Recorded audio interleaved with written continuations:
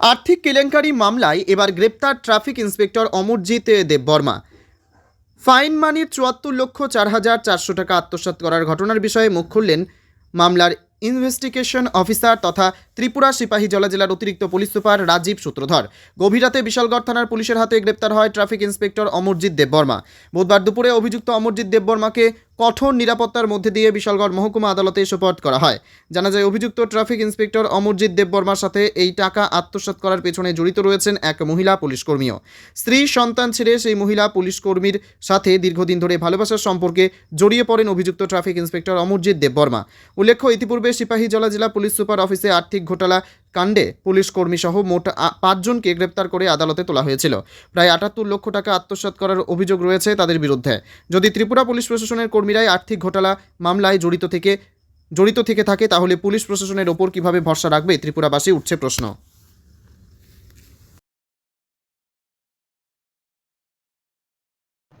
আসলে আপনারা জানেন, আমরা ট্রাফিক এনফোর্সমেন্ট করি। ট্রাফিক এনফোর্সমেন্টের সময় আমাদের ফাইন মানি কালেক্ট হয়। তো ফাইন মানি কালেক্ট ইয়ার এন্ডিংয়ের পর আমরা এটা রিকনসাইল করি।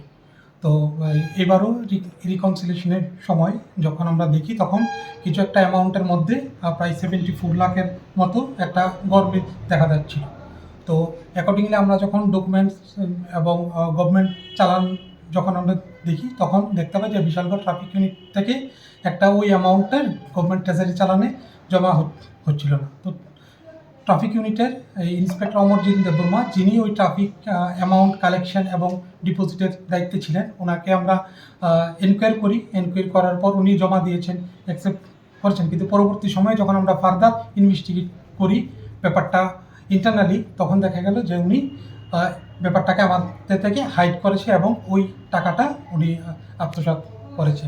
তো ওনাকে অ্যাম্পল অপরচুনিটি আমাদের তরফ থেকে দেওয়া হয়েছিল যে এটা যেন উনি ফিরিয়ে দেয়, কিন্তু উনি আমাদের সেই অপরচুনিটি করেনি। আলটিমেটলি আমরা ওনাকে গভর্নমেন্ট যে অ্যামাউন্ট, ওই অ্যামাউন্ট মিস অ্যাপ্রোপ্রিয়েশনের জন্য ওনার এগেনস্টে আমরা আন্ডার সেকশন 314, 316 উইদিন 5 এবং 318 উইদিন 4 ভারতীয় ন্যায় সংহিতার আন্ডারে একটা কেস বিশালগড় পিএসের রেজিস্টার করি এবং ওনাকে অ্যারেস্ট করে আজকে বিশালগড় কোর্টে ফরওয়ার্ড করা হয় with prayer 3 days police remand.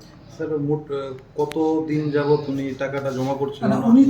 উনি আসলে বিগত 2023 থেকেই ট্রাফিক ইউনিটে আছে। তো আমাদের পুরো বছরের টাকা জমা হয়েছে 8টা চালানের এগেনস্টে উনি টাকা জমা দিনই ওই অ্যামাউন্টটার জন্য আমাদের এই কেসটা। স্যার, সিপাহীজলা জেলা পুলিশ কার্যালয়েও কিছুদিন আগেও এরকম একটা ঘটনা ঘটলো, একের পর এক পুলিশের বিরুদ্ধে অভিযোগ করছে না আর্থিক ঘোটালা। দেখুন, এগুলি তো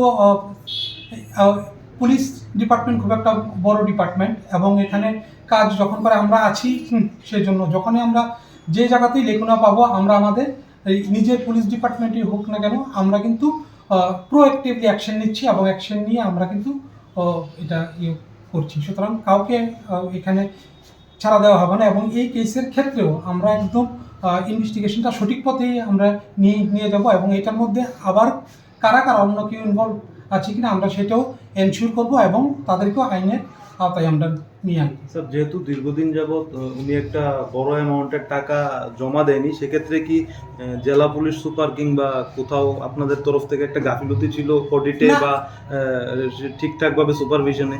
না, এটা তো আমরা তো বললাম না, এটা ইয়ার এন্ডিং, এটা তো না, এই 2024 জাস্ট ইয়ার বিগিনিং হলো এবং ওনাকে আমরা সময় দিয়েছিলাম, কিন্তু উনি সেটা গভর্নমেন্ট অথরিটির অর্ডারটাও কমপ্লাই করতে পারেনি।